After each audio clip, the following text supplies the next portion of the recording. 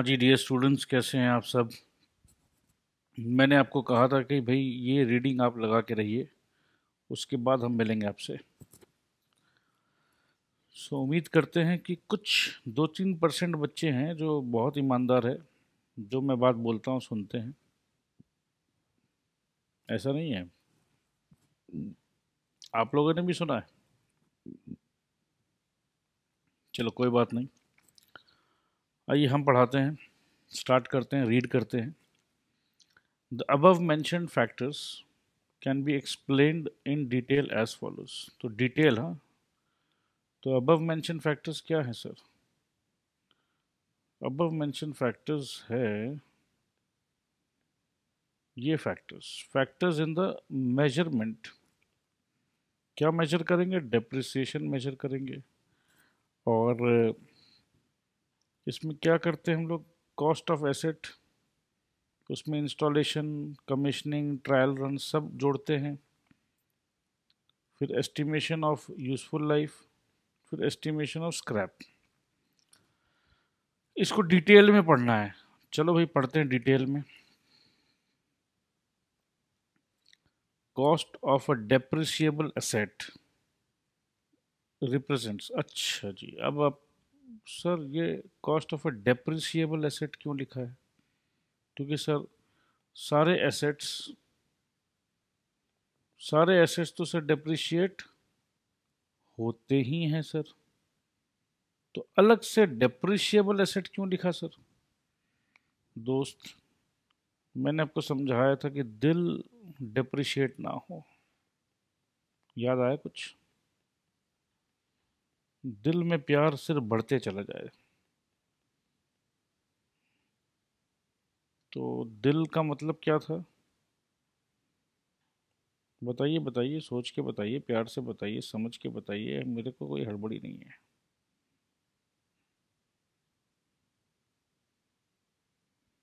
बताइए, दिल का मतलब क्या था? आहा, दिल का मतलब क्या था?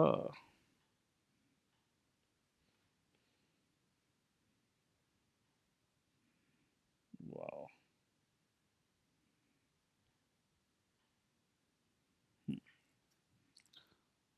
दिल का मतलब क्या था? अरे भाई साहब, कैसे भूल गए आप लोग? कैसे? लैंड?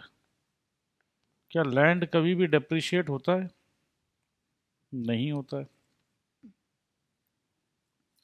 यही तो बात हम कर रहे हैं। तो अभी जो हम बात कर रहे हैं, हम बात कर रहे हैं डेप्रिशिएबल एसेट्स का। ओके, डेप्रिशिएबल एसेट्स का हम बात कर रहे हैं, तो उसमें लैंड नहीं आता है, क्योंकि लैंड भी एक बहुत इंपॉर्टेंट एसेट है।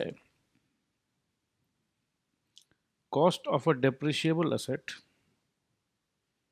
Represents cost. कॉस्ट मतलब जो पैसा लगा है।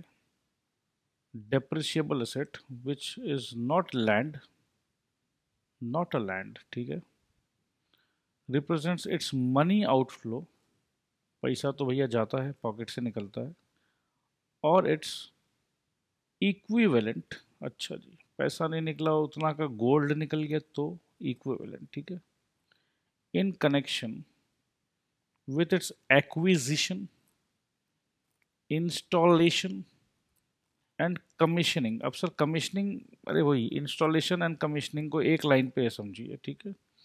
इंस्टॉलेशन एंड कमीशनिंग मतलब एक ही मतलब है। इंस्टॉलेशन का जो मतलब है वही कमीशनिंग का मतलब है। ये इंग्लिश लैंग्वेज की महिमा है दोस्तों, ठीक है। अब कमीशनिंग मतलब ये मत सोच लेना मेरे भाई, एसेट खरीदने में कमीशन दिया था सर हमने। अगर आप ऐसा सोचते हो तो आपका दोष नहीं है, आपका दोष मैं कभी नहीं बोलूंगा, ये अंग्रेजी भाषा का दोष बोलूंगा मैं। इनका एक ही भाषा में, एक ही वर्ड में भगवान जाने कितना मीनिंग छुपा के रखे हैं। और इसके कारण हमारे देश में जितने भी, लाइक वी इंडियंस,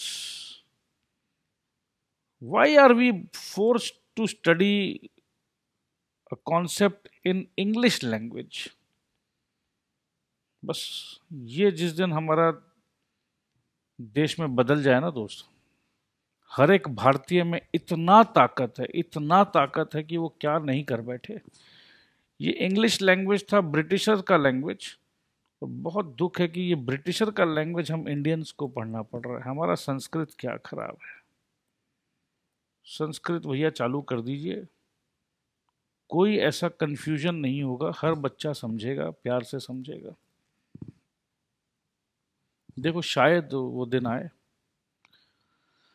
ठीक है, अब ये मत सोचना कि सर दुनिया आगे जा रही है और आप संस्कृत बोल के पीछे लेकर जा रहे हैं। अरे भाई, संस्कृत सबसे आगे है, संस्कृत सबसे आगे है। नासा ने भी समझ लिया इस बात को, तो कि अगर कोई कोडिंग हम अगर संस्कृत लैंग्वेज में भेजते हैं, तो संस्कृत लैंग्वेज एक ऐसा लैंग्वेज है जिसका अगर कुछ अल्फ़ाबेट्स आगे पीछे भी हो तो भी वो सेम सेंस निकल के आता है। इंग्लिश एक ऐसा लैंग्वेज है कि कहाँ इधर उधर कुछ हो गया तो गड़बड़ हो जाता है।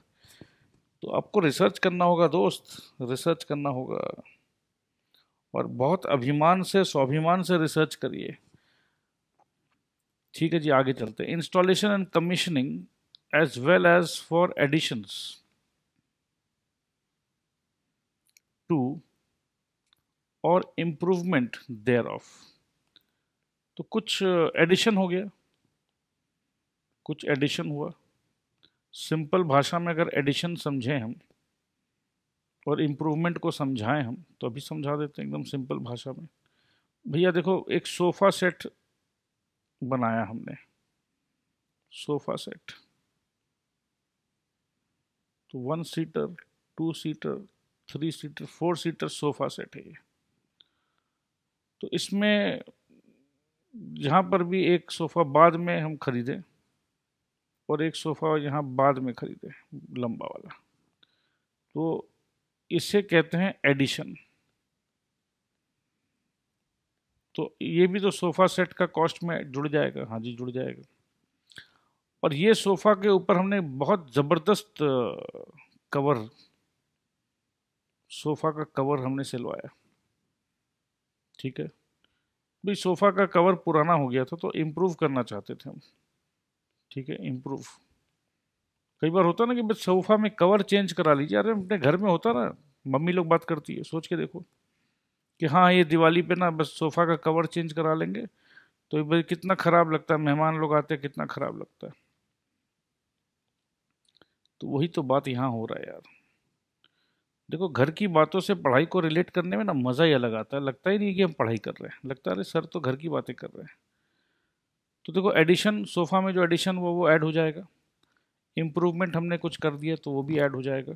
ठीक है, तो ये सब भूलने का नहीं कभी। हाँ, अब एक बात बताओ, ये सब इम्प्रूवमेंट ये सब क्यों करते हैं? For the purpose of increase in efficiency, of course.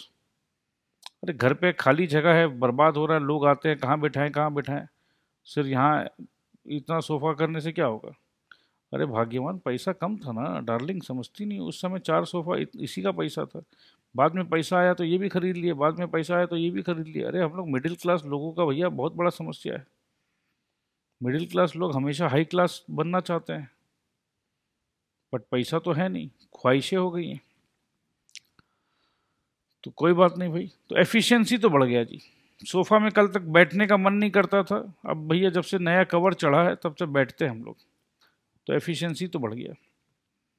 We have discussed this in more detail in coming paragraph. अरे सर, आप खुद इतना डिटेल में बता दिए, उसके बाद इंस्टीट्यूट और डिटेल में बताना चाहता है। अरे भैया, ये क्या डिटेल का चैप्टर है? देखते हैं, कुछ तो है। तो कॉस्ट का तो बात हमने कर लिया जी।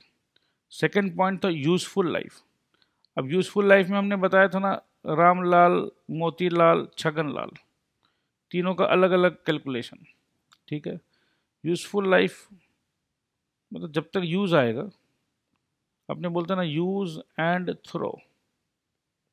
देखो भैया, इसको अगर कोई बॉल पेन को यूज़ एंड थ्रो करोगे तब तो ठीक है, बट मैं तो इंसान हूँ यार, आई एम ह्यूमन बीइंग। पता है, वो ज्योति ने मेरे को ऐसा यूज़ किया कि बस पूछो मत। जब तक उसको मेरे साथ काम था तब तक मेरे साथ घूमती थी, फिरती थी, खाती थी, पीती थी, और अब मेरे को छोड़ दिया। यूज एंड थ्रो, ठीक है। सो यूजफुल लाइफ इज ईदर, अच्छा भाई गर्ल्स नाराज हो रही हैं कि सर ज्योति का नाम ले रहे हो, मतलब आप क्या बोलना क्या चाहते हो? अच्छा ठीक है, अरे वो अमन ने जो किया ना, अच्छा नहीं किया। जब तक मैं अच्छी थी, अरे मैं तो हमेशा से ही अच्छी थी भाई। देखो, जब तक उसको मैं अच्छी लगी तब तक ठीक है, अब तो उसको ना वो निशा अच्छी लगती है। चलो भाई कोई बात नहीं।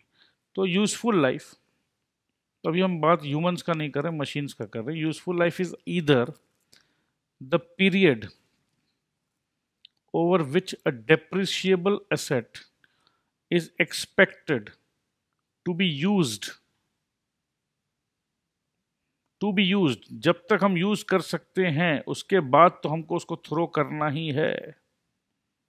कब तक यूज करोगे मेरे को, कब तक बताओ? अरे ये निशा और ज्योति नहीं पूछ रही भाई, ये पूछ रहा है कब तक, कौन पूछ रहा है? मशीन पूछ रहा है यार, क्यों तुम लोग ऐसे मिक्स हो रहे हो?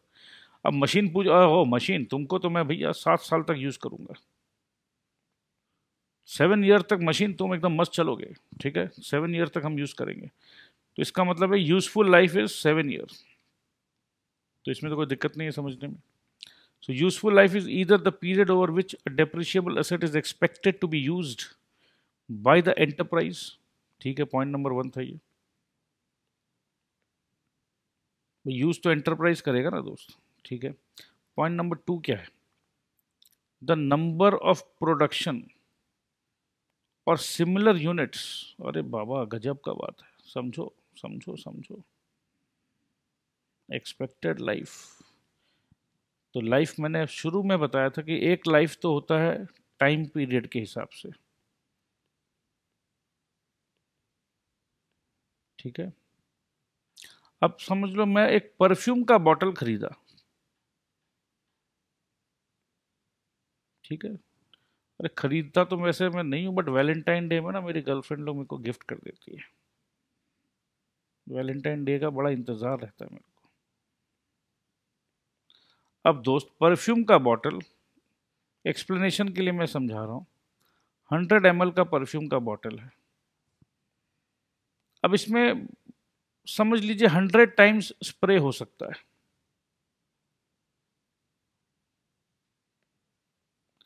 अब मैं तुमसे पूछना चाहता हूं कि इसका यूजफुल लाइफ क्या है? बता भाई रामलाल। और साहब परफ्यूम देखिए साहब, हमारा परफ्यूम तो देखिए साहब, अगर एक परफ्यूम वो शादी के टाइम पे मिला था, और 15 साल तो हो गया शादी को, अभी भी वो मेरे ख्याल से नया टाइप का ही है, न्यू। अरे भैया रामलाल, तुम परफ्यूम इसका मतलब इस्तेमाल ही नहीं करते हो? हाँ साहब, हमको शौक नहीं है परफ्यूम का। तो यूजफुल लाइफ भैया, मेरा परफ्यूम तो भैया 15 साल चला है, और 15 साल चल जाएगा। उसके बाद हम तो सोच रहे हैं मेरा बेटा का जब शादी करेंगे तो उसको दे देंगे गिफ्ट में। वाह रामलाल वाह, कमाल कर दिया भाई। तो हमारे लिए तो भैया परफ्यूम का यूजफुल लाइफ 30 ईयर्स है। वाह भैया वाह। तो एक बात बताइए आप मेरे को, परफ्यूम का यूजफुल लाइफ कैसे हम निकालें? तो उसको टाइम पीरियड से निकालना सही लग रहा है, या उसको जैसे अपने बोले हैं कि इस परफ्यूम को 100 बार अगर हम स्प्रे करते हैं तो ये खत्म हो जाएगा, ठीक है। तो उसी कॉन्सेप्ट को ध्यान रखते हुए अगर इस परफ्यूम का दाम 10,000 रुपया है और इसमें 100 बार हम स्प्रे कर सकते हैं, तो इसका मतलब प्रत्येक स्प्रे का 100 रुपया दाम है।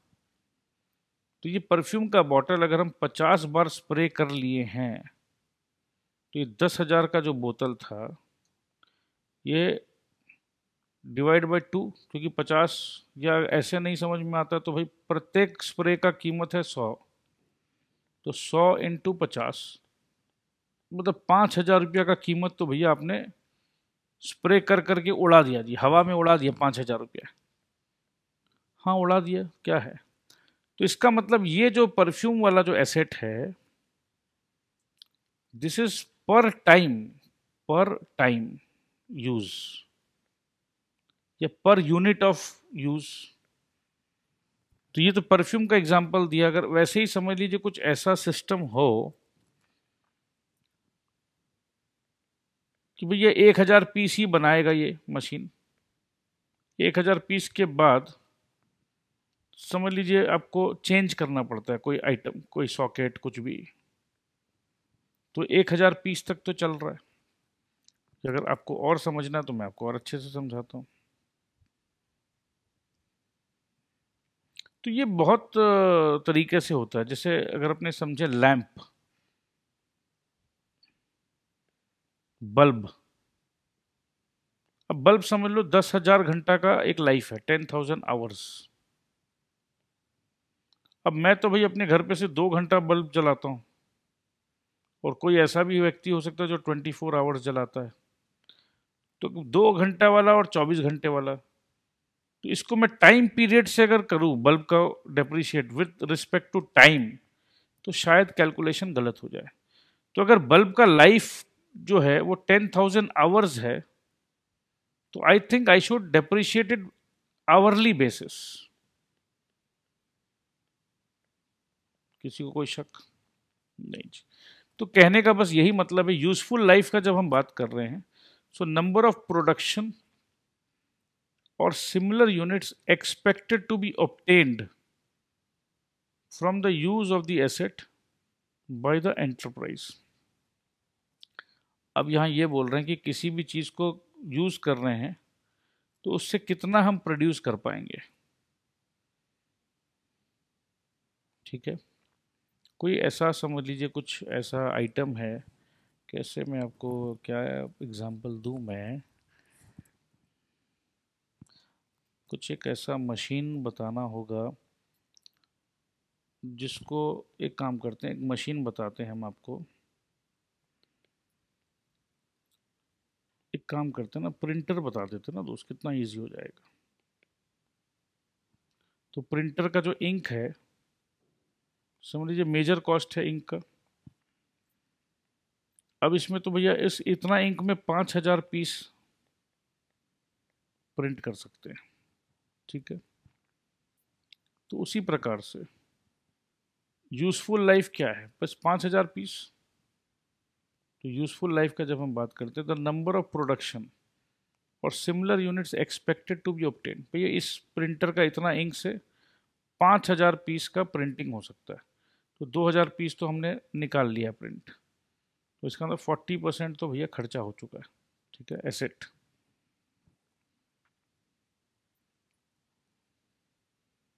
अब ये प्रिंटर बहुत तरह का प्रिंटर हो सकता है, आप समझ लीजिए कि ये, अब ऑफिस प्रिंटर मत समझिए, जैसे लैमिनेट्स बनता है वो भी प्रिंट होते हैं।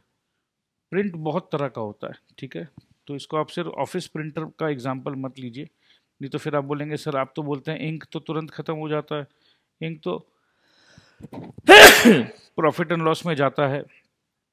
तो वैसा मत सोचिए, कुछ ऐसा प्रिंटर समझिए जो बहुत महंगा है और उसका इंक जो है वो पर इम्प्रेशंस के बेसिस पे है। ठीक है, so the number of production or similar units expected to be obtained from the use of the asset by the enterprise. Determination of useful life is a matter of estimation। ये भी estimation का ही matter है, but कहीं कहीं estimation काफ़ी हद तक सही हो जाता है। जैसे प्रिंटर का इंक वगैरह में चलो 5,000 नहीं होगा तो 5,050 होगा, नहीं तो 4,900 होगा, and is normally based on various factors including experience with similar type of assets. तो एक्सपीरियंस एक बहुत बड़ा रोल प्ले करता है, क्योंकि हमको 10 साल से मैं देख रहा हूँ, तो मैं जो देख रहा हूँ 10 साल से तो मेरे को आइडिया है। नया आदमी जाएगा तो शायद वो गलत बताएगा। Several other factors like estimated working hours, production capacity, repairs, renewals, etc. are also taken into consideration on demanding situation। अब एक काम करो, जैसे वाटर फिल्ट्रेशन प्लांट है, अब वाटर फिल्ट्रेशन प्लांट में समझ लीजिए कुछ ऐसा, कैंडल बोलते हैं अपने, कैंडल जो फिल्टर करता है उसको कैंडल बोलते हैं, उसमें भी इसका कैपेसिटी होता है। तो कितना कैपेसिटी कर रहा है उसी हिसाब से, this is called the production capacity, ठीक है। या कितने घंटे काम करेगा कोई चीज़, बीच बीच में वो रिपेयर हो रहा है क्या नहीं, रिन्यूअल हो रहा है क्या नहीं, ठीक है। All these things are taken into consideration on the edge per the demanding situation. Clear है? नहीं समझने वाला तो मेरे को नहीं लगता कि कोई बात है, समझ रहे हैं आप लोग सब कुछ। डिटर्मिनेशन, अब अपने तीसरा पॉइंट पे आ गया, रेसिडुअल फैक्टर पे। Determination of the residual value is normally a difficult matter. भैया सभी कुछ डिफिकल्ट है। If such value is considered as insignificant, अब एक बात बताओ यार, अब 50 लाख का गाड़ी खरीदने वाला आदमी, उसको अगर 75,000 रुपया मिल रहा है, या चलो 1 लाख 150 लाख का गाड़ी, ठीक है, स्क्रैप वैल्यू वगैरह जो भी 75,000 मिल रहा है, तो भैया उसके लिए तो इसका कोई वैल्यू ही नहीं है। बट एक दूसरा आदमी बोलेगा अरे 75 में तो हमारा स्कूटर मोटरसाइकिल आ जाए, और 2 लाख में तो हम एक नैनो गाड़ी खरीद लें, ठीक है। तो डिपेंड्स कि सिग्निफिकेंट है नहीं है। तो 150 लाख का गाड़ी के लिए, गाड़ी वाला के लिए 75,000 रुपये इनसिग्निफिकेंट है, क्योंकि हो सकता है कि वो अपने ड्राइवर का सैलरी ही 50,000 रुपया देता हो। ये 250 या 550 लाख का गाड़ी, ठीक है, ऐसा समझ लो, 5.5 करोड़ का भी गाड़ी होता है भाई। तो उसके लिए 75,000 2 लाख रुपया का कोई वैल्यू नहीं है। अब 2 लाख रुपया में एक गरीब का एक नया गाड़ी आ जाता है।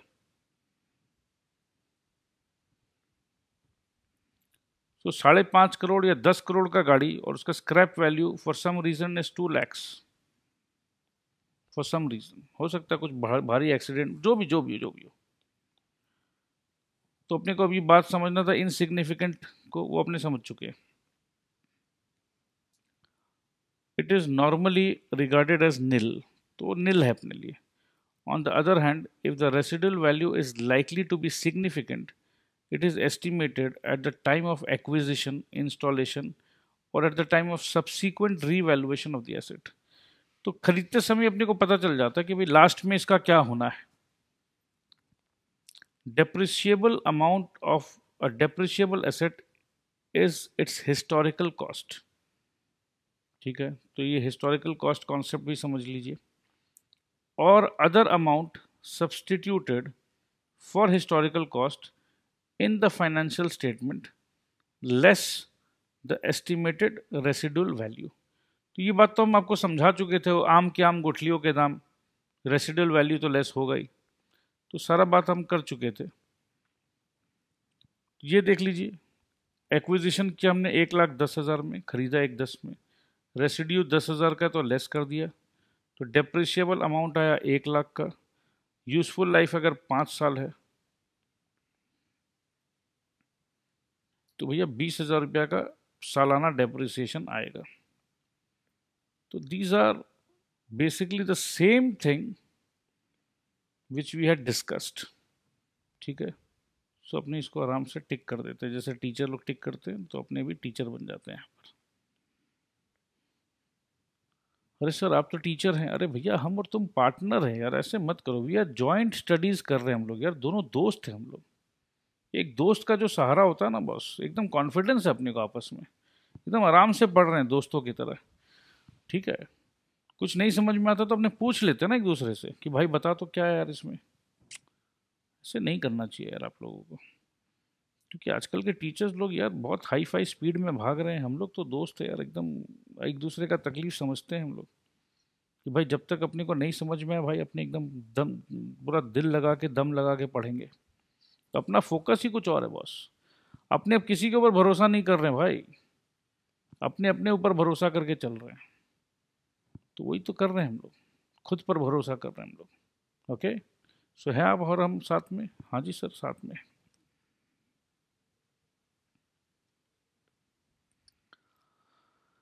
Cost of property, plant and equipment comprises, ठीक है। वापस से हो रहा है, थोड़ा सा ही बोरिंग हो रहा है, अंडरस्टैंड, बट इसको अब थोड़ा सा जल्दी जल्दी करके करेंगे, क्योंकि काफ़ी बार हम लोग पढ़ चुके हैं। So cost of property, plant and equipment comprises its purchase price including non refundable import duties, ठीक है, थोड़ा सा ध्यान दीजिएगा, and purchase taxes after deducting trade discounts and rebates, ठीक है जी।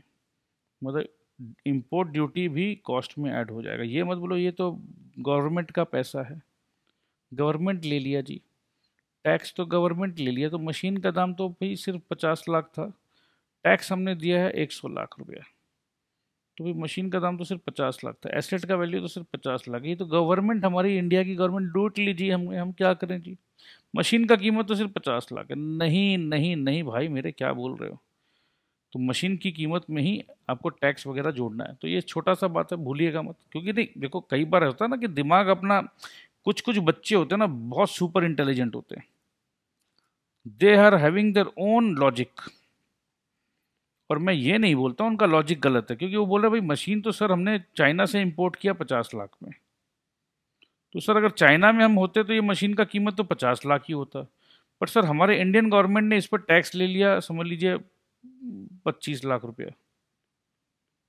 तो हमारा इंडिया में सर ये मशीन पड़ रहा है 75 लाख का। पर सर मैं ये बोलना चाहता हूँ कि मैं डेप्रिसिएशन 75 लाख में नहीं करना चाहता हूँ, मैं सर 50 लाख पे डेप्रिसिएशन करना चाहता हूँ, ठीक है भाई। तो बेटा इस 25 लाख का क्या करेगा, सर मैं 25 लाख को मैं प्रॉफिट एंड लॉस में डाल देना चाहता हूँ, ये मेरा एक्सपेंस है, मैं इसको प्रॉफिट एंड लॉस में डाल दूंगा, और इस एक्सपेंस को मैं बोलूंगा गवर्नमेंट टैक्स, ठीक है भाई, ऐसा भी कर सकते हैं।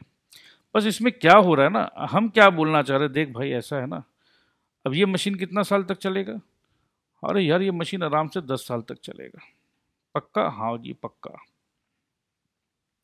तो 10 साल तक चलेगा, तो तुम इसको 5 लाख रुपया करके डेप्रिशिएट करोगे, एकदम सही जी, एकदम सही।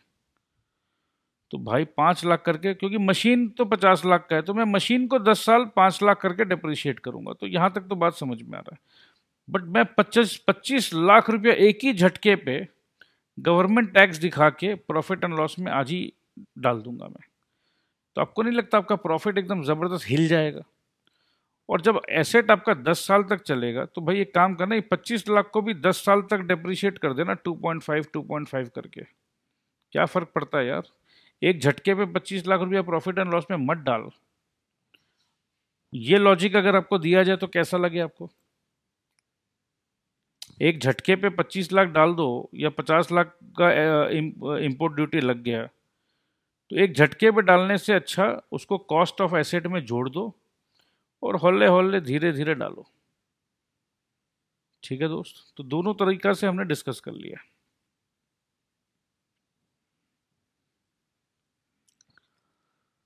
ठीक है, point number B, any cost directly attributable, बाबा रे क्या भारी अंग्रेजी है, to bring the asset to the location and condition necessary, अभी हम क्या बोल रहे थे, हम चाइना से मंगाए हैं एसेट को, for it to be capable of operating in a manner intended by the enterprise, तो एनी कॉस्ट डायरेक्टली एट्रीब्यूटेबल, अब इसका मतलब पता क्या है, जैसे कि चाइना से भैया मशीन मंगाया हमने, अब मेरा मशीन तो भाई इंस्टॉल करना है, अब मैंने इंडिया से इंजीनियर को बुलाया, अब इंडियन इंजीनियर बोलता रहे नहीं भाई साहब ये जो टेक्नोलॉजी है ये मेरे को तो आता नहीं है, मैं तो नहीं कर पाऊंगा इस मशीन को इंस्टॉल आपके यहाँ पर। अब ये चाइना वाले जब हमको मशीन जब बेचे तो हमको बताए नहीं, बदमाशी कर ली मेरे साथ, तो ओ सर ये नीड आवर इंजीनियर, हाँ भाई इंजीनियर भेज भाई, तो बोले भाई इंजीनियर तो भेज देंगे, उसका होटल का खर्चा आपका, उसका टिकट का खर्चा आपका।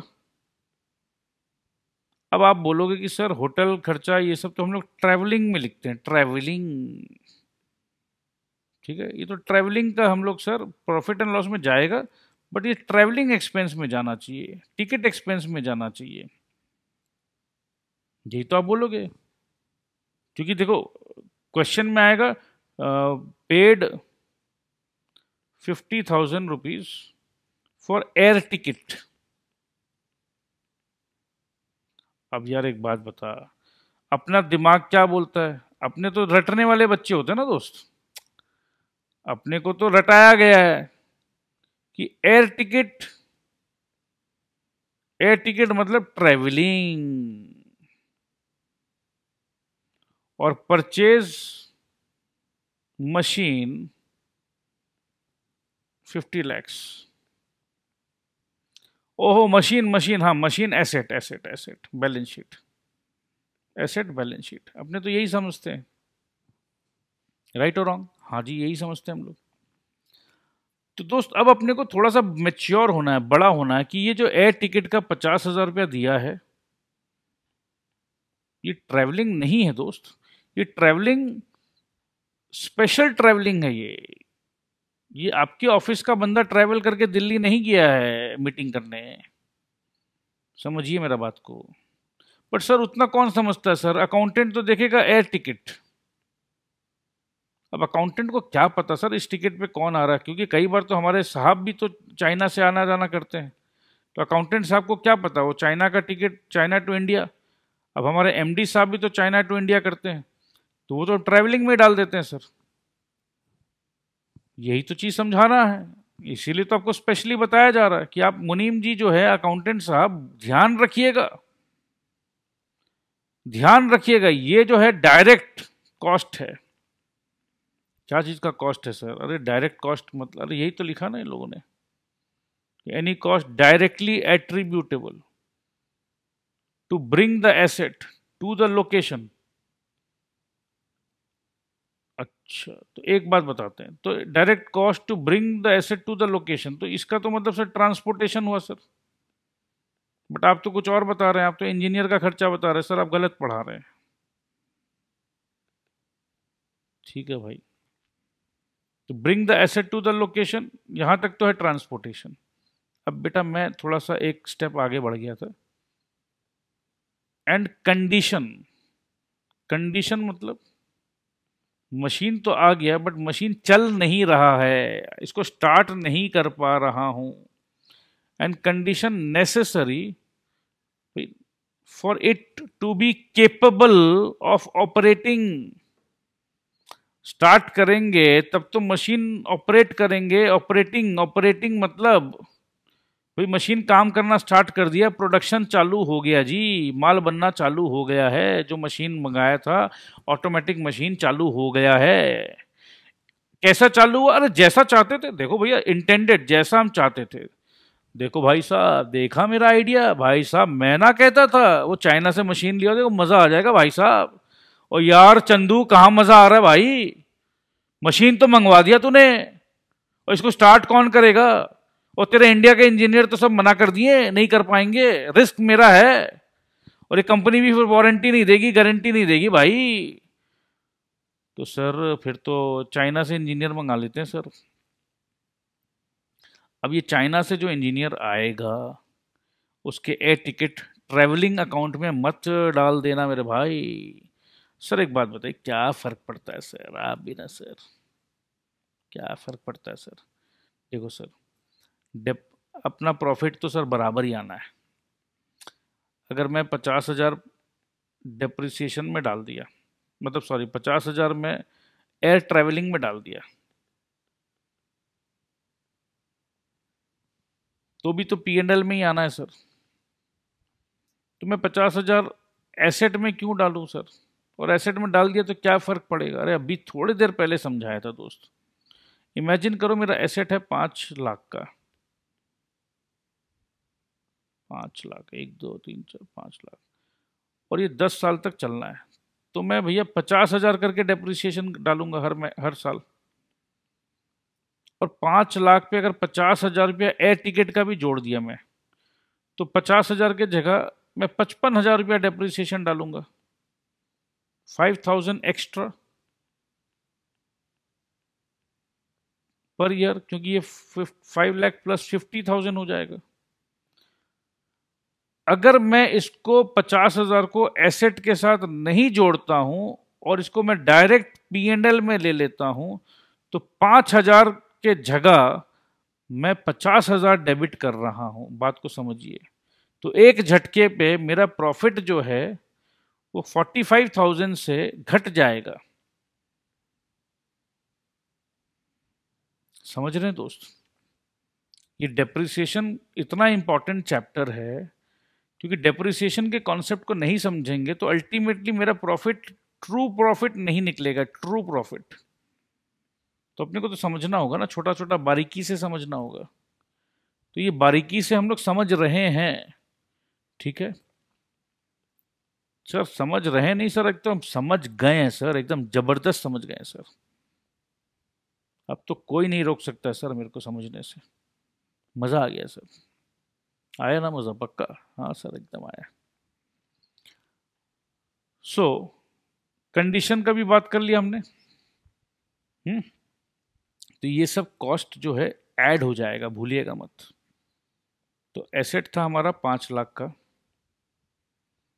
1 2 3 5 लाख का cost of asset, cost of asset. Transportation, वही चीज़ भूलिएगा मत, जिसको ट्रांसपोर्ट में मत डाल दीजिएगा। तो 1 लाख रुपया तो भैया ट्रांसपोर्टेशन का लग गया, तो वो भी मशीन में जुड़ गया।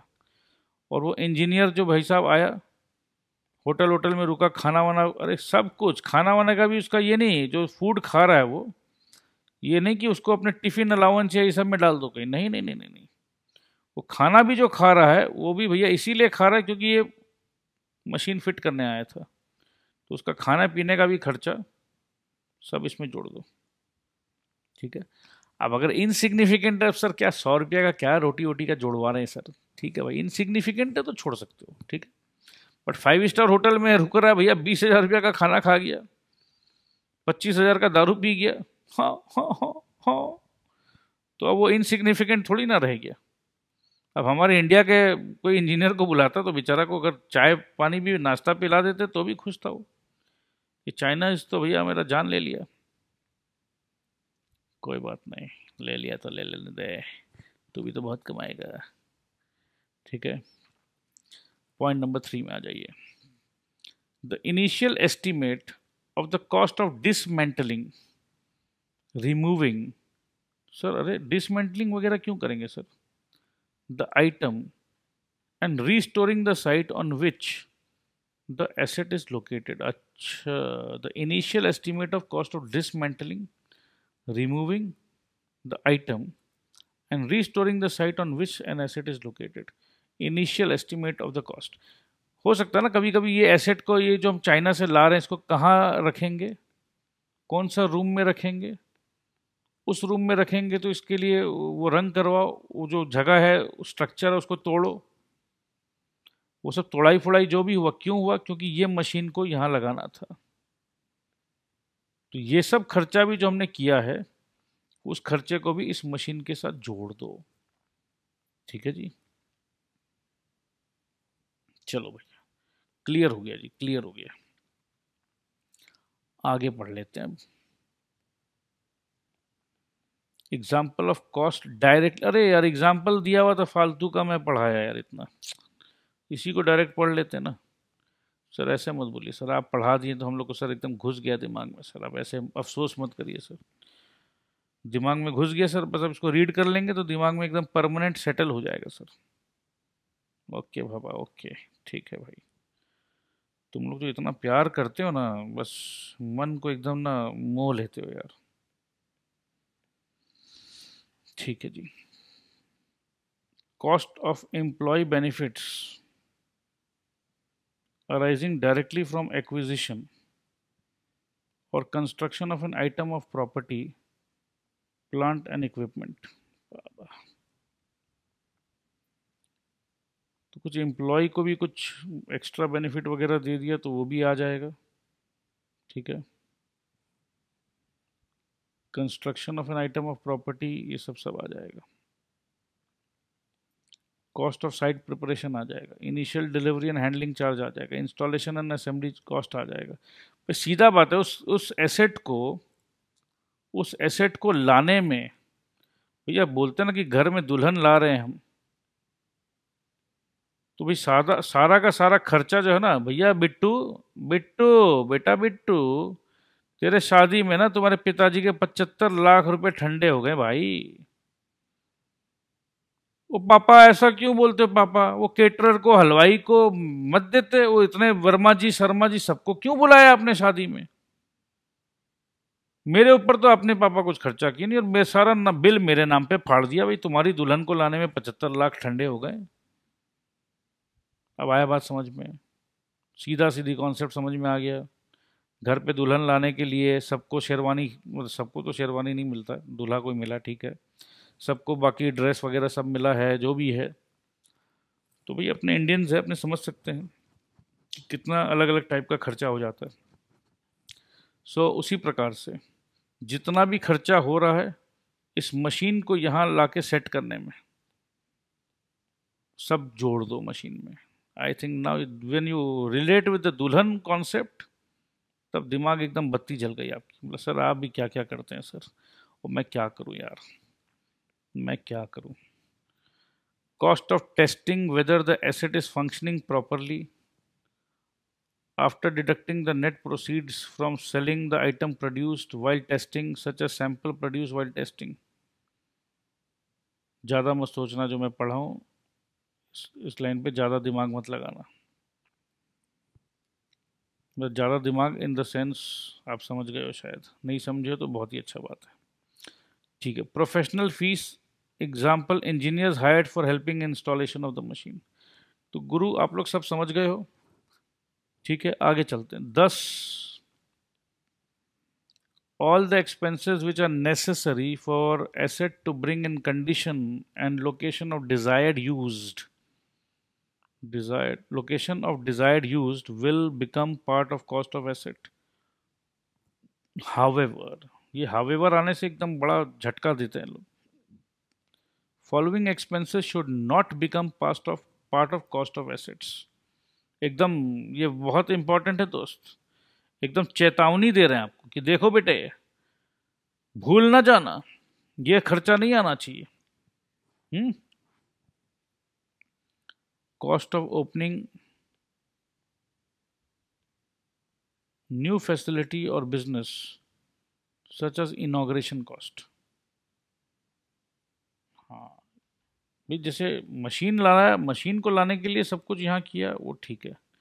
अब आपका ऑफिस इनॉग्रेशन है, उसका कॉस्ट आप मशीन में कैसे डाल सकते हो, क्योंकि वो तो पूरा ऑफिस का बात हो रहा है, पूरा बिजनेस का बात हो रहा है। That's not about the machine. ठीक है आपने ऑफिस इनॉग्रेट किया तो मशीन भी, रूम भी दिखाए होंगे, बट दिस इज रॉन्ग। ठीक है जी, ये तो इतना तो कॉमन सेंस है आप लोगों में यार।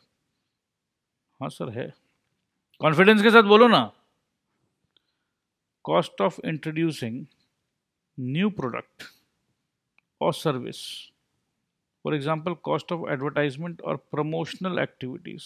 ठीक है ये भी नहीं आएगा। ये सब एक्चुअली पता है, ये लोग जो लिखते हैं ना, ये एक्स्ट्रा जो ज्ञान लिख दे रहा है ना, बच्चा को कंफ्यूज कर देता है यार। मैं इतना अच्छा से बच्चा को समझा दिया कि भैया दुल्हन लाने के लिए जो जो खर्चा लगा ठीक है, तो शादी से रिलेटेड खर्चा ना। अब उसी शादी के समय मेरे बुआ फूफा आए और वो क्या खर्चा किए अपने पर्सनल में, वो हमको क्या मतलब है, that is there lookout. Confuse मत करिए। अब मैं नहीं कर रहा हूँ भाई, तो तुम लोग इसको बस रीड कर लो, कंफ्यूज मत होना। Cost of conducting business in a new location और with new class of customer including cost of staff training, ये सब ऑल नॉनसेंस यार। Administration and other general overhead cost. ठीक है, आई डोंट थिंक कि ये अपने को समझ में आ जाएगा। ठीक है आगे देखते हैं।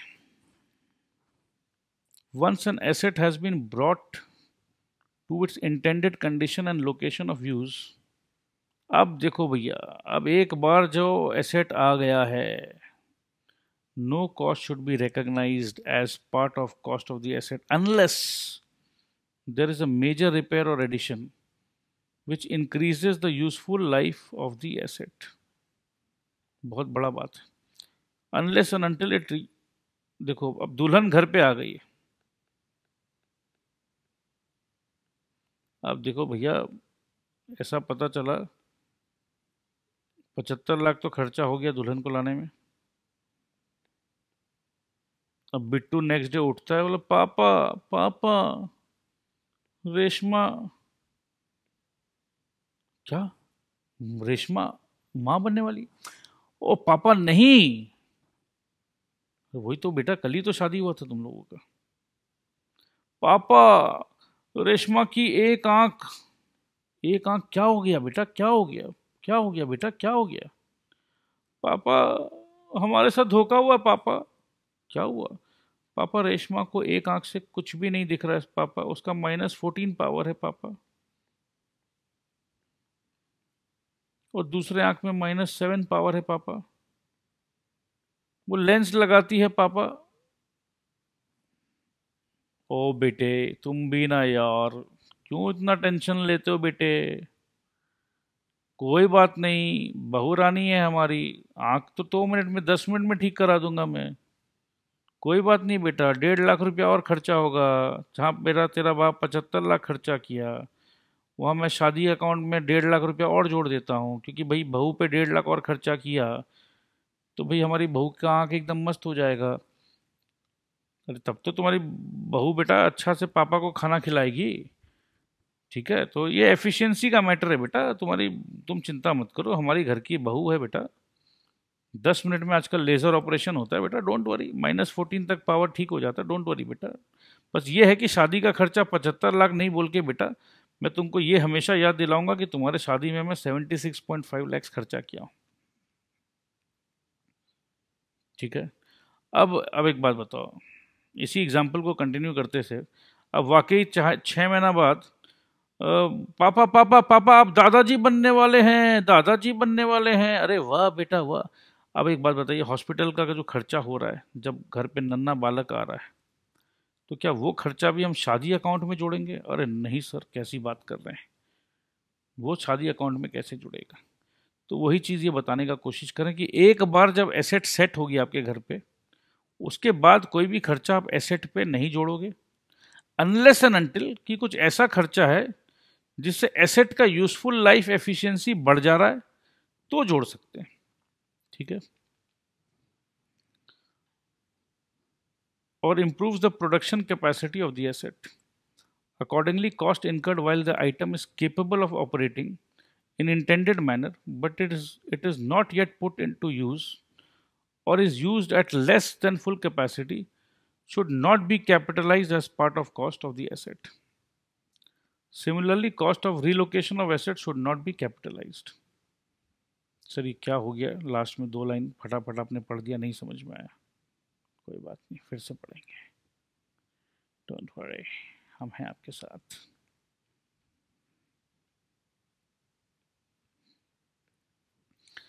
देखो, once an asset has been brought to its intended condition and location, intended condition and location, ठीक है, of use, no cost should be recognized as part of cost of the asset unless unless there is a major repair. तो जैसे मैंने बताया ना कि बहू का आंख ठीक कराना है, तो मेजर रिपेयर है, एसेट तो हम लाए हैं बट मेजर रिपेयर है भाई, हो सकता है कभी कभी, और addition which increases the useful life of the asset. तो कभी कभी क्या होता है ना भाई, देखो एसेट तो हमने खरीद लिया, अब एक काम करो, एक छोटा सा एग्जांपल, मोबाइल खरीदा हमने 75,000 का, कवर खरीद लिया, उसके बाद स्क्रीन गार्ड खरीदा, कवर खरीदा, ये भी 2,000 का खरीद लिया। क्यों खरीदा? ये खरीदने से एसेट का यूजफुल लाइफ जो है वो थोड़ा सा बढ़ जाता है, होता है कि नहीं भाई? अगर कवर वगैरह लगा लेंगे तो भाई जो मोबाइल 2 साल में फेंकने का होता है वो कम से कम 4 साल तक आराम से चलाएंगे, यानी तो 4 साल का मोबाइल 2 साल या 6 महीना में ही फेंकना पड़ता है। ठीक है, तो यही चीज़ बोल रहे हैं। So unless there is a major repair और addition which increases the useful life, repair और एडिशन, इसका भी मैं समझा देता हूँ। अब आपने खरीदा लैपटॉप, आपने खरीद लिया लैपटॉप, ठीक है जी, बट ये आपने, क्योंकि भाई आपका बजट कम था, तो आपके पास जो लैपटॉप है उसका रैम सिर्फ 2 GB रैम है, और उसका हार्ड डिस्क का सिर्फ 120 GB का हार्ड डिस्क है। अब आपको देखना है या कुछ हाई एंड एडिटिंग करना है, या आपके पास ये कम पड़ रहा है दोस्त, 120 GB रैम और 120 GB हार्ड डिस्क स्पेस और 2 GB रैम में आपका मज़ा नहीं आ रहा है। सो आप क्या चाहते हो कि ठीक है भाई, एक काम करो, अब तो 2 महीने हो गए हैं, इसको अब मेरे पास पैसे आ गए, इसको 8 GB रैम कर लेते हैं और इसको 1 TB हार्ड डिस्क कर लेते हैं। ठीक है, so this is the major repair, क्योंकि भाई ये लैपटॉप 25,000 का था और अब ये इस दोनों का 10,000 एक्स्ट्रा खर्चा हो रहा है। तो एक तरह से देखा जाए तो 25,000 का चीज़ में 10,000 या 15,000 खर्चा करना दोबारा से, this is the major cost या मेजर रिपेयर या मेजर एडिशन। बट ये करने से हमें फ़ायदा क्या? It increases the useful life of the asset और improves the production capacity of the asset. हाँ जी, अब मेरा एसेट सही हो गया। ये जो लैपटॉप है मेरे काम में नहीं आ रहा था, क्योंकि इस लैपटॉप से मेरे को एडिटिंग करना था, वीडियो एडिटिंग करना है मेरे को। तो शुरू शुरू में तो मेरे को जस्ट सिर्फ ट्रेनिंग लेना था, शुरू शुरू में मेरे को वीडियो एडिटिंग का सिर्फ ट्रेनिंग लेना था। तो ट्रेनिंग के समय तो 2 GB रैम और 120 GB का हार्ड डिस्क स्पेस से काम हो गया जी। बट अब मेरे को उसमें रियल टाइम एडिटिंग करना है जी। ठीक है, तो रियल टाइम एडिटिंग करना है तो कम से कम 8 GB रैम चाहिए और 1 TB of hard disk space चाहिए। इससे क्या है, ये लैपटॉप मेरे काम में आएगा, नहीं तो ये लैपटॉप मेरे लिए बेकार है, ज़ीरो वैल्यू है इस लैपटॉप का। नहीं भैया, ज़ीरो वैल्यू नहीं, क्योंकि देखो 25,000 में ये लैपटॉप है, 15, देखो 25,000 मैंने खर्चा किया, 15,000 में अगर और खर्चा करूँगा तो 40,000 लगेगा ज़रूर टोटल कॉस्ट, बट मेरे ये काम में आ जाएगा। वरना ये 25,000 का लैपटॉप मेरे बेकार हो जाएगा और मेरे को 45,000 का एक नया लैपटॉप पसंद आ रहा है, तो मैं तुरंत 45,000 खर्चा करूं या मैं चुपचाप 15,000 खर्चा करूं? अब आपको समझ में आ रहा है ऐसा सिचुएशन होता है कि नहीं होता है? मैं भैया एग्जिस्टिंग लैपटॉप पे ही 15,000 खर्चा कर लूंगा, तो it is as good as a new laptop, क्योंकि मेरा जो काम है वो अटकेगा नहीं। ठीक है, so it improves the production capacity of the asset. तो ये खर्चा अलाउड है, ये होना भी चाहिए ना अलाउड। ठीक है, accordingly cost incurred while the while accordingly cost incurred while an item is capable of operating in intended manner,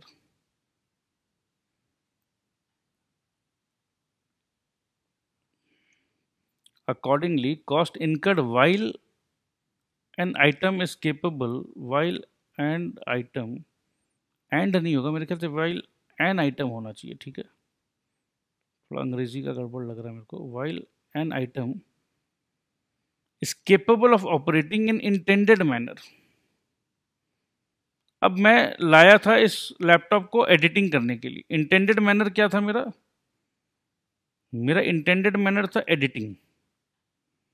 तो जब मैं खरीदा था तो एडिटिंग के हिसाब से ही खरीदा था।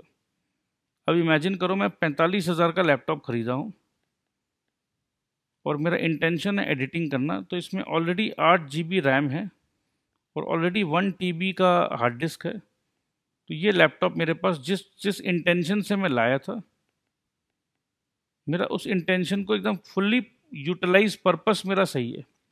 ठीक है, accordingly cost incurred while an item is capable of operating in the intended manner but it is not yet put to use or is used at less than full capacity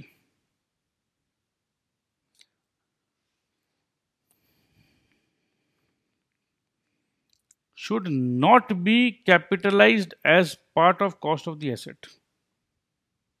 इसका मतलब sir ये है कि cost incurred while an item is capable of operating in the intended manner, मतलब machine अब हमने लिया है, ध्यान दीजिएगा, मशीन आ गया है, मशीन इंस्टॉल हो गया है। ठीक है, मशीन एकदम रेडी है, सब कुछ रेडी है, बट अभी हम उसको यूज़ नहीं कर पा रहे हैं। और हमने क्या किया, बगल वाले गोडाउन में इस मशीन को रख दिया है, सब कुछ रेडी है मेरा। ठीक है, मतलब ऐसा नहीं कि मशीन को कुछ एक्स्ट्रा करना है, नहीं, बोलते ना कि it is already been brought to the intended condition and location, और उसके बाद कुछ ऐसा हुआ कि आप को कुछ एडिशनल कॉस्ट इनकर करना पड़ रहा है, कोई भी तकलीफ आराम आ गया कि भाई इस रूम में अभी, या ये मशीन का हमने एडवांस में बुला लिया, बट ये मशीन सब कुछ टेस्टिंग कर लिया, बट ये मशीन 6 महीने बाद यूज़ होगा, तो एक काम कर भाई, इस मशीन को ना उस सामने वाले गोडाउन में ट्रांसफ़र कर दे। मशीन बुला लिया, इंजीनियर बुला लिया, टेस्ट वेस्ट सब कर लिया, बट हमारा कुछ भी रीज़न से, हमारा कोई पर्सनल रीज़न से हमारा बाकी डिज़ाइंस रेडी नहीं है, कुछ भी हो सकता है ना दोस्त, ये मशीन अब मेरे 6 महीने बाद काम में आएंगे, हो सकता है हमारा प्लानिंग फेल हो गया, पॉसिबल है। हमने मशीन बुलाया, इंजीनियर बुलाया, सब कुछ किया, मशीन को टेस्ट रन किया, ट्रायल रन किया, 10 दिन 5 दिन मशीन चला लिया, उसके बाद एक ऐसा फैसला है कि भैया इस मशीन को 6 महीने यूज़ अभी नहीं कर पाएंगे कोई भी वजह से, ठीक है जी, मशीन रेडी है बट 6 महीने यूज़ नहीं कर पाएंगे। अब यूज़ नहीं कर पाएंगे बट इस मशीन को सामने वाले गोडाउन में रखना होगा और 10,000 रुपया का भाड़ा लगने वाला गोडाउन का। अब हम क्या करें, ये 10,000 जो गोडाउन रेंट लगेगा, क्या इसको भी हम मशीन के कॉस्ट में जोड़ दें? बताइए। नहीं जोड़ना चाहिए। क्यों जोड़ेंगे? क्योंकि आपका ये मशीन से तो कोई मतलब नहीं है, ये तो आपका डिसीजन मेकिंग का गलती था, ये तो आपका डिसीजन मेकिंग में फॉल्ट है, या आपका इंटरनल ऑपरेशंस का कोई प्रॉब्लम है, या आपके पास रॉ मटेरियल नहीं है। इस मशीन को यूज करने के लिए जो रॉ मटेरियल चाहिए वो आपके पास नहीं है। मतलब machine is perfect but machine का जैसे अपने को प्रोसेस 1 प्रोसेस 2, ये मशीन यूज होगा प्रोसेस 3 में। अब आपका प्रोसेस 1 एंड प्रोसेस 2 अगर अटका हुआ है तो भैया प्रोसेस 3 में अगर आप नहीं पहुंच पा रहे हो तो इसमें मशीन का क्या दोष? और क्योंकि प्रोसेस 3 में नहीं पहुंच पा रहे हो, मशीन आपका बहुत सारा स्पेस ऑक्यूपाई कर रहा है और आप चाहते हो कि इस स्पेस में मैं कुछ और यूज़ करूं, और इसीलिए इस मशीन को उठा के आप कहीं और गोडाउन में शिफ्ट कर रहे हो, उसका रेंट आप दे रहे हो, तो उसका रेंट आप मशीन के कॉस्ट में जोड़ सकते हो क्या? ये सवाल है। नहीं सर, क्यों जोड़ेंगे? तो देखो यही चीज़ यहाँ लिखा हुआ है। पहले हमने एग्जाम्पल दिया कि अगर कोई यूज़फुल लाइफ इंक्रीज होता है, इम्प्रूव होता है प्रोडक्शन कैपेसिटी, जैसे कि हमने आपको बताया 8 GB का रैम लगा लिया, तब तो उस मशीन का कॉस्ट में जोड़ेंगे। अब दूसरा देखो, ये कितना ट्रिकी लाइन था बट हमने इसको अच्छे से समझ लिया है। अकॉर्डिंगली कॉस्ट इनकर्ड हो रहा है ना, अब ये गोडाउन का भाड़ा दे रहे हैं, अपने खर्चा तो हो रहा है, और खर्चा क्यों हो रहा है? क्योंकि मशीन का भाड़ा दे रहे हैं, मशीन वहाँ रख रहे हैं तो भाड़ा दे रहे हैं। तो बच्चा कंफ्यूज हो सकता है कि नहीं नहीं, भाड़ा तो मशीन रखने का दे रहे हैं, तो इस भाड़ा को भी हम मशीन में जोड़ देते हैं। So accordingly cost incurred while an item होगा, ठीक है, वाइल एन आइटम सुन के आप लोग थोड़ा सा एक्साइटेड मत होइए, बॉलीवुड में आजकल फेमस हो गया ना ये वर्ड आइटम सॉन्ग, ठीक है। So cost incurred while an item is capable of operating in intended manner. तो ये मशीन तो केपेबल है, इसमें कोई एडिशनल इंजीनियर वगैरह कुछ नहीं लगाना है, ठीक है। मशीन इंटेंडेड मैनर में मतलब प्रोसेस नंबर 3 में पहुंचेगा तो मशीन एकदम रेडी है, but it is not yet put to use. ले भैया क्यों नहीं यूज पे? अरे भैया process 1 and process 2 is not ready, तो हम क्या करें? और is used at less than full capacity, should not be capitalized as a part of cost of asset, ठीक है, clear. Similarly, cost of relocation of an asset should not be capitalized। वही जैसे हमने बाद में बताया ना कि रिलोकेट कर दो इस एसेट को, यूज तो कर नहीं रहे, इस एसेट को कहीं और उठा के फेंक दो, ये एसेट यूज में नहीं आ रहा है, तो भी उसका कॉस्ट को हम कैपिटलाइज, मतलब उसका कॉस्ट को कैपिटलाइज नहीं करेंगे, मतलब अब मशीन के कॉस्ट में नहीं जोड़ेंगे, सिंपल सा बात है। वो जो भी कॉस्ट है वो गोडाउन रेंट दिखाओ। जैसे एयर टिकट में हमने बोला था उसको मशीन के कॉस्ट में जोड़ो, ठीक है, अब इसको मशीन के कॉस्ट में नहीं जोड़ेंगे। Is it clear my friends?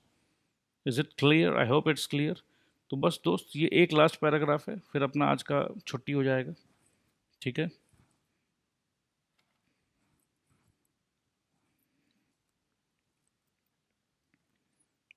Any additions made to a particular item of property, plant and equipment after it is initially put to use are depreciated over the remaining useful life of the asset। अच्छा जी, इसका मतलब ये कि जैसे laptop हमने खरीदा 2018 में 25,000 का, 2019 में हमने 10,000 का उसमें रैम वगैरह जो भी है ऐड करा दिया,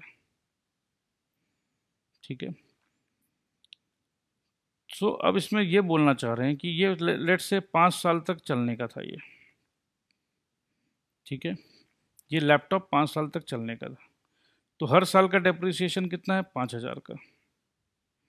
तो 2019 में जब ये मशीन पहुंचता है तो 25 के जगह ये 20,000 का मशीन हो जाता है, ठीक है।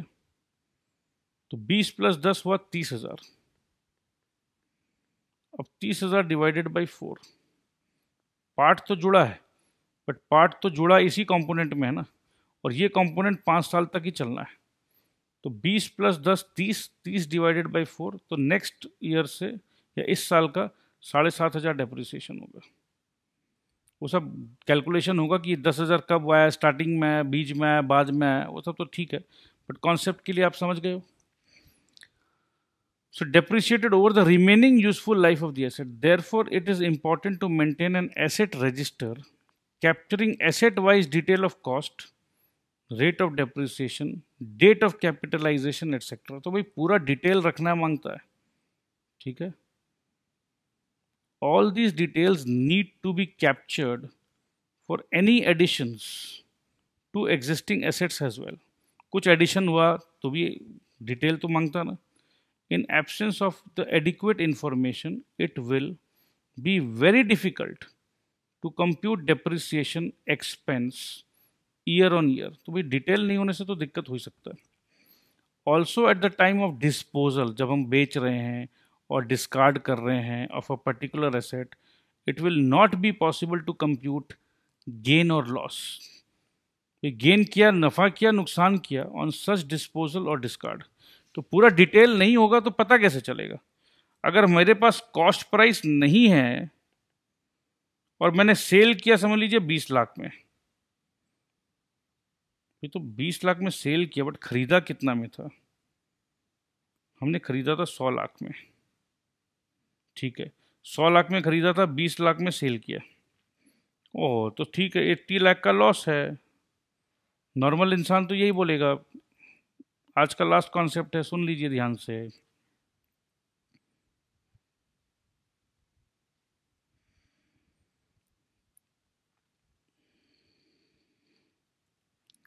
हम बोल रहे हैं कि 20 लाख में हमने कोई ओल्ड प्लांट को बेचा है,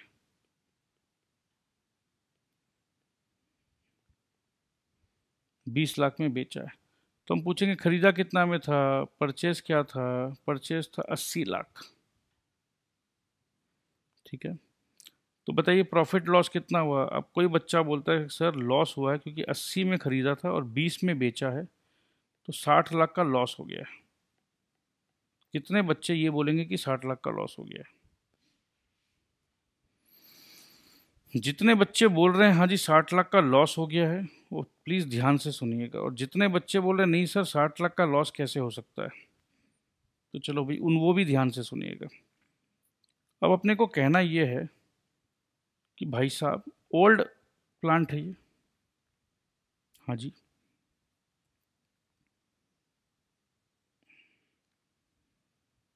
दो 2010 में हमने खरीदा था 80 लाख में,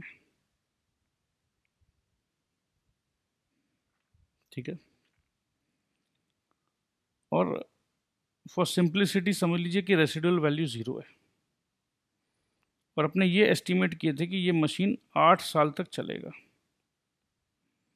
तो 2010, 2011, 2012, 2013, 2014, अगर 8 साल तक चलेगा तो भाई मशीन का वैल्यू 2010 में 80, तो डिप्रिशिएट होने का इधर 70, इधर 60, इधर 30, अरे क्या कर रहे हैं 50, इधर 40। तो आज 2014 में मशीन का दाम था 40 लाख का, हम खरीदे थे 2010 में 80 का, तो आज था 40 लाख का वैल्यू बुक्स में, क्योंकि डेप्रिसिएशन दिखाते दिखाते 40 का हो गया है। और 40 का माल हमने 20 में सेल कर दिया, तो SP इज 20, CP इज 40। अरे तो मतलब 20 का माल 40, क्या हो रहा है, नहीं 40 का माल 20 में बेच दिया, बुक वैल्यू 40 लैक्स, बेच दिया 20 लाख में, तो सर लॉस 20 लैक्स का है सर। ठीक है, बट कभी कभी ऐसा भी होता है कि बुक वैल्यू 40 का है और हमने बेचा है 45 में, तो सर गेन हो गया, सर गेन हो गया। तो चलो भाई, गेन के साथ ही छोड़ना चाहिए, लॉस के साथ नहीं छोड़ेंगे, गेन के साथ छोड़ेंगे दिया आपको। तो आई होप कि ये एकदम थोड़ा सा तो डिटेल्ड एनालिसिस किया है हमने, ठीक है, और दरकार भी था। सो आई होप कि आपने समझा है सब कुछ, बहुत कुछ प्यार से हमने समझा है। आगे के लिए दोस्त, आगे के लिए अगर मैं नहीं भी पढ़ाऊँ तो विश्वास करिए यहाँ से you can take this over personally, क्योंकि कॉन्सेप्चुअल क्लैरिटी हमने दे दिया। अब ये तो एकदम बचपना है, बस प्लस माइनस का गेम है। अब ये गेम आप संभाल सकते हो, अब ये आराम से संभालोगे आप लोग, और मैं चाहता हूँ कि ये आप लोग संभालो इसको, ठीक है। आप लोग ट्राई करो, उसके बाद मैं संभालूंगा। तो डेप्रिसिएशन चैप्टर मेरे तरफ से बाय बाय। ये इलस्ट्रेशंस वगैरह आप देख लोगे, एकदम ईजी है। आप ऐसा कुछ भी नहीं है कि आप नहीं कर पाओगे, क्योंकि बहुत गहरा चिंतन मनन हमने किया है, ठीक है दोस्त। सो अलविदा, I love you, take care, और हो सके तो एक गूगल में रिव्यू ज़रूर डालना। Bye bye.